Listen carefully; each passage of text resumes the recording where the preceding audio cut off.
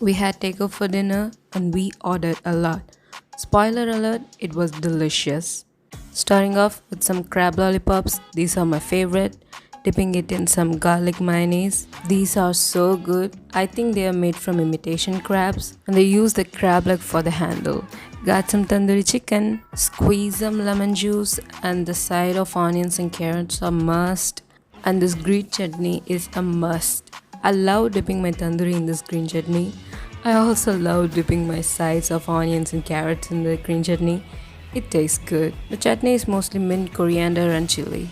And how can we have a takeout without getting a chicken biryani? We have the sides for biryani as well.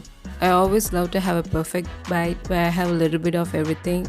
So here I got a little bit of the sides, the egg and chicken and biryani, and this is the perfect bite for me, guys.